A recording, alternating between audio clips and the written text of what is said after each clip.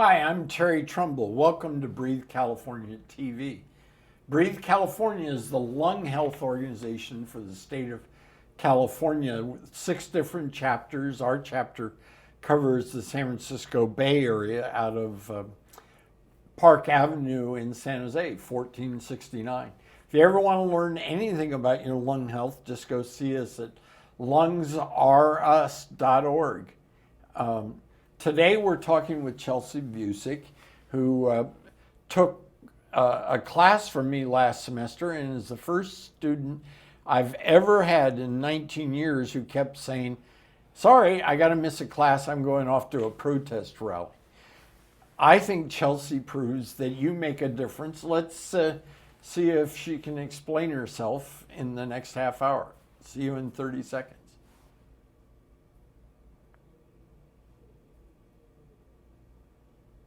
It's given me a chance to get out and be with people who has the same problem, and it helps you to manage your life better too, because you hear different things from each person, and it's just been really helpful in many ways. Welcome back. I'm Terry Trumbull, a volunteer for the local chapter of Breathe California. I think that public service announcement was a good introduction to what we're doing here. Breathe California helps people that have asthma or other types of breathing difficulties, allergies, reactions to smoking or air pollution, cope with their lives and lead a better life, because each individual can take charge of their life and make a difference. The same is true with our democracy, and today we're talking with Chelsea Busick, a troublemaker who wants to infect you with the same disease she has. Is that a fair description? I suppose it is, but troublemaking in a good, beneficial way. Well, that kind of is the point of getting you on the show, is to talk about why and how effective and what you're trying to accomplish, because this is the way our society moves and change directions, responds to the time, is people got to get involved. They do. And I think we don't realize how intrinsically involved we are with our world and our society, because everything we do and everything we say causes a chain reaction with everyone else. So the more we give good influence to each other, that it is important to get involved, that we do make a really big difference when we come together. I mean, if you look at the civil rights movement, that's what it was. So. And you're talking about civil rights is just a prize example. Yes. When I was growing up in the 60s, we had a third of the country that suppressed African Americans. My wife became the first woman ever in 1975 to serve as a public defender in Northern California. And I'm not trying to brag about her, I'm just trying to talk about how far we've come, and we have other battles to take on. So tell us a little bit about the t-shirt. Was that for a specific rally? And it looks like it's saying a couple of things. So talk about that a little. So this is a club we have on campus. I'm the president. And we created this club called the Global Awakening in an effort to get the students at San Jose State more involved with the community and to kind of cause another chain reaction of involvement that we have with our community. And so the Global Awakening was a club created in order to really give rise to these really, really catastrophic issues we have on climate, on social justice, and they're all within our community. So as we come together and as we create this organization with each other and this relationship with each other, we can get some real change kind of going. So you talk about getting change going, but the easy answer for somebody who says, I can't get involved, there's a lot of them. You know, the average San Jose State student is working 35 hours a week, and getting them to do something besides go to school and do that is tough. But how about global awakening? How do you explain that their time makes a difference on a problem that covers all 7.5 billion people on Earth? Exactly. I've heard that a lot. I'm too busy, I have homework, all this stuff. And yes, I understand that. I'm a student as well. And we all are very, very busy. But, I mean, if you look at the grand scheme of things, like, we are in a really, really big problem. Like, this is the biggest problem humanity has ever seen in the entire history of the world. And we've only been here for 250,000 years. In the last, since the Industrial Revolution, we've changed the climate. Basically 200 years there. Yeah, 200 years. It's something that we really have to kind of take the horns and do what we need to do for our future, our children, our children's children. Like, this is the issue we have as a society right now. And as students and as young minds of the world, we are the ones voting. We are the ones being in the workforce. We are the new leaders. I mean, this is our problem, and we have to do something about it. Well, we had a president in 2001 who had just been sworn in, and he said, I could care less about the fact that we're burning a bunch of oil and causing problems because I'm not going to live that long. Mm-hmm. You apparently think you're going to live a little bit longer? Oh, yeah. I hope so. I mean, the point really is the perspective of somebody who's 60 on these problems might be, I could care less. Yeah. But it certainly isn't for a 20-year-old college student. Of course. And even all the knowledge and all the information we have at our hands, we know what's going to happen. I mean, we don't necessarily know exactly, but we know how it may turn out for our kids and our kids' kids, and just the future. The future is what's essentially important. And if we say that we're too old and we don't really care, it doesn't affect us. We're really disregarding the rest of the population, the rest of humanity, the rest of the future, because, I mean, who knows what we have created as a tipping point for our kids? What will they have to deal with? Well, in selling this, it seems to me that you could equally sell that it's improving very directly people's lives, because almost every climate change strategy you're talking about has some direct effect. You know, for example, if you get people to quit burning things, it means their lungs are healthier. Mm-hmm. You know, 95% of the people in California breathe unhealthy air. That change alone is worth it, even if you don't give a hoot about global warming. Exactly. So the shirt was designed for the club? Yeah, we created these shirts a few months ago, actually, and the whole idea is, like, this is the idea, and we have to fight for our ideas. We have to fight for what we believe in, because when I grew up, I didn't realize I was growing up in this polluted, heated world, and my wild animals are dying that I've never seen, I've never met, and it's just, it's our fault that this is happening. It's our problem that we have to deal with.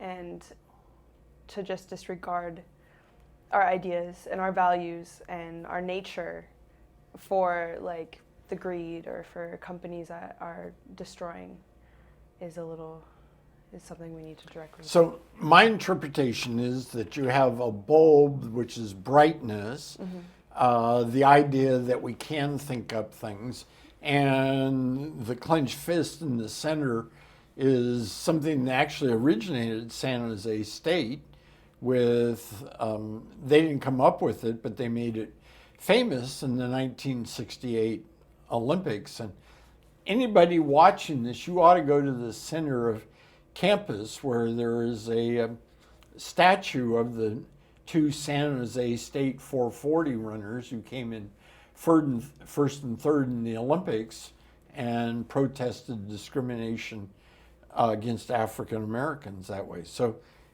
to me, it means we have bright ideas and we ought to go out and make them happen. Yeah.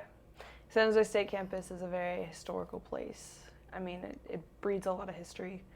and it holds a lot of history. So this is kind of an attempt for me that we need to make history on our campus and get our students, my peers, to vote. We need to get us involved, much more involved than we actually are, to realize the historic references we have on our campus and how important and influential it is.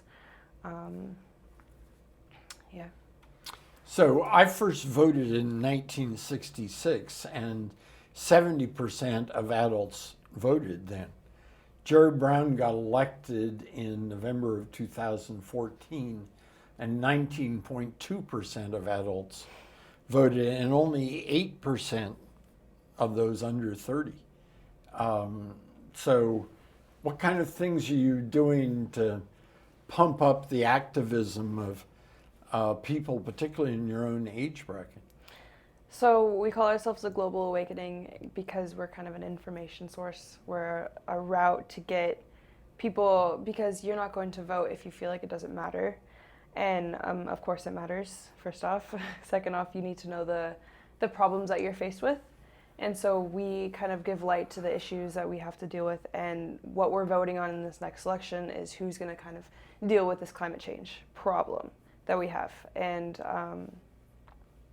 I'll just add in any of a variety of other problems, and Oh, yeah. It seems to be fairly dramatic differences between the various candidates, even within parties, about how to approach all of those problems. Mm-hmm. Definitely. So what kind of things have you done? So at least twice you left my class last semester. It might have been 3 times. Did you really just go home and eat donuts and have coffee, or what kind of things were you doing? So the most recent one was the NorCal climate mobilization. They have it every year in Oakland. And this was in particular very important because of the Paris climate talks that were happening in Paris. So were you trying to influence the U.S. attitudes on what it did at the climate change conference? I think when people see that people are coming together and addressing this problem and seeing it's there, and they all kind of coagulate with each other and talk to each other, it makes a really big statement to policymakers. It makes a really big statement to the conference that was going on. It wasn't necessarily to force change, because we can only do so much as a population, but to really show that we are in this together, and we know, and we can see what's happening, and this is what we want. It's just kind of a statement. So, I mean, TV coverage wasn't in particular all over it, but it was a really, really big turnout, and it got people aware, and in Oakland especially, all the cities, they had to close off a bunch of streets, and there was a lot of people, so it really made a statement. And then the second one was called Flood Wall Street West, where we were in San Francisco, and again, this is to address the Paris climate talks, and we painted the streets, a big globe, and we had really big signs to show the people in in their homes, in the upper levels, what we were striving for. And then you got thousands of people and nobody could see what you put on the street. Once they stepped away, it was really clear what was there. Yeah. That was put on by Rising Tide, and it was addressing how the Paris climate talks were being funded by Bank of the West and Wells Fargo. So to have corporate interest, just kind of showing that corporate interests are involved with these climate talks, shows who's really kind of funding the problem and enforcing the issues.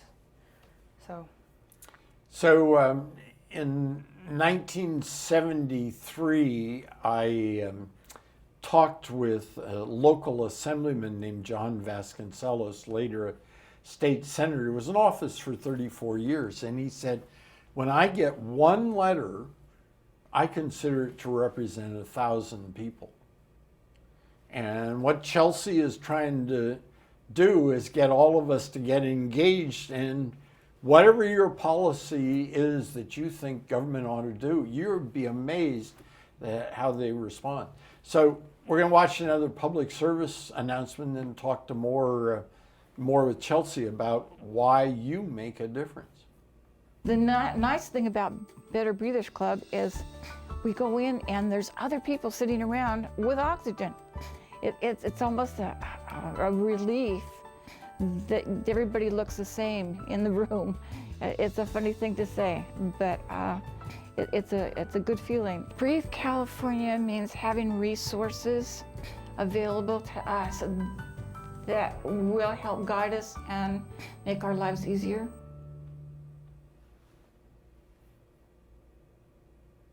Welcome back. I'm Terry Trumbull. This is the Breathe California TV show. Most of the work of Breathe California is helping people after they've been injured from air pollution or smoking, or when their asthma or their allergies or COPD, one of 13 different lung diseases, kicks in. But on this program, we're trying to focus on preventing those kinds of problems, and the best way to prevent problems is what Chelsea's talking about. Get out and make a difference. Work on making your life better now. Don't let yourself get into trouble. And when I say trouble, with events in the outside world. So you want some rebuttal? Do you think what I just said is crazy? No, you're fine. But I do think that when we get involved, the problem is no longer all on us. And it feels like when I'm at marches, when I'm amongst all these people that believe in the same kind of world that we all want to live in, it's like we're putting the problem on all of our shoulders, and we're all carrying that problem with us. So it's much lighter, and you feel more powerful because you are with people that all believe in the same thing, and we carry it, and it's an attempt to just kind of show that this is a human problem. It's not just a couple people. I mean, there's an illusion of separation that we have in the society that we live in, but we are all intermediately connected. Well, we're all clearly very connected. Do you see yourself doing things to make people feel more directly connected? You know, my wife retired 5 years ago, and we started walking every day, 1.5 miles downtown to grab a cup of coffee, and then walking back. And all of a sudden, we know our neighbors. You know, everybody along the route, we now have a sense of their, and normally the rest of us just don't have much connection with people around us. Yeah, I agree. So, what other rally? There's at least 2 you went to. I think there was one in Mountain View that you went to. Yeah, that was put on by the Sierra Club, and that was to get tech companies on board with climate change. And it was on the Google campus, in Los Sure. Altos. Yes. That Mountain View. Mountain View, yes. Yeah. And that was a really good turnout. A lot of these marches this was kind of a rally, was to get a lot of industries out there that are supporting climate mobilization. And so a lot of people get education based off that, all the tables and all the pamphlets they give out. So this is first bringing people together, second addressing the problem, third the solutions to the problem. So it's always effective when you go to these things, because you learn what's we're fighting for. And obviously when a lot of people come together, they're fighting for a problem, against a problem, I suppose. So. Well, I think there's a real strong education effect. It's not like you go to a rally and keep it a secret. You're going to talk to everybody you know, and every person that comes in is going to talk to their family, and they're going to talk to somebody else. And so I assume there's a big multiplier from that type of involvement. Definitely. Yeah, and they're pretty fun. It's like when you go, you're meeting people. I mean, most people are very kind and lighthearted, and they have a lot to share. Like musicians come, like a lot of talent. And it's not just serious, like we're sad, we're unhappy, like this is a serious problem. We're more like we're coming together because we love the planet and we love each other. And you feel like you're getting something done. And you feel like you're getting something done. So what's your club got in mind for the next semester?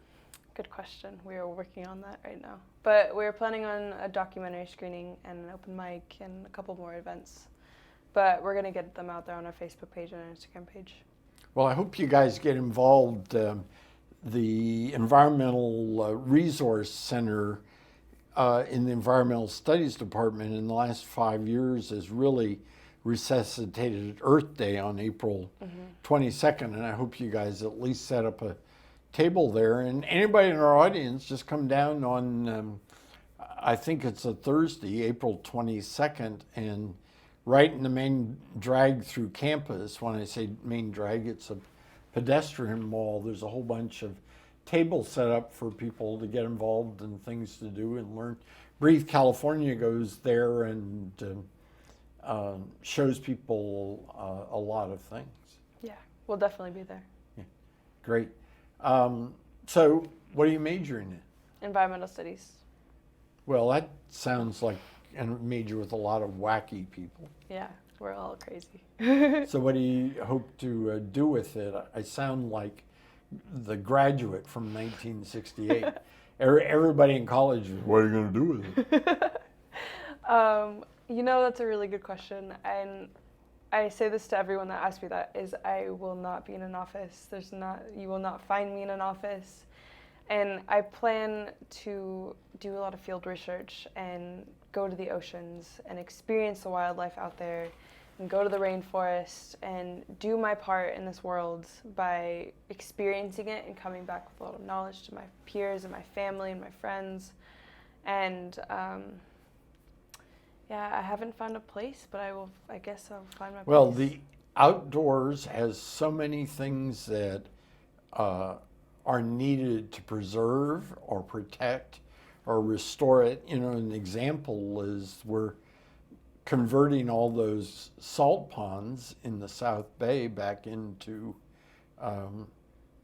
marshlands in the territory they were before, and I suspect people doing that don't have to step inside at all. Yeah. So I've got an interesting question. We got about 2.5 minutes left. I don't know the answer, but I can remember 7 or 8 years ago, this new group just popped out of nowhere and were doing protests and making a difference, and they were called the Tea Party. And quite frankly, I was excited because more people were getting involved. I'm not sure I'm thrilled with where they've evolved, but to their credit, they're still out there and going.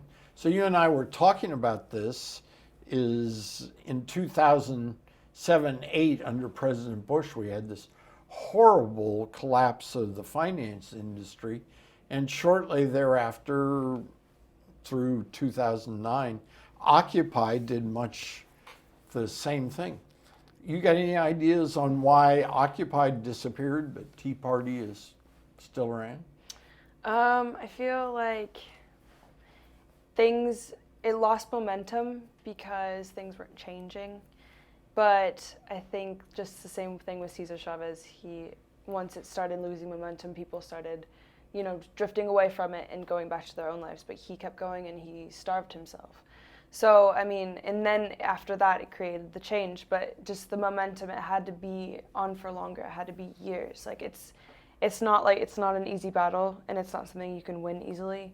So, the more momentum you have and the more belief that within that group there is, the stronger you'll be, and you just need to continue fighting for what you believe in, because these corporate interests and the government is very, very hard to kind of, change or influence.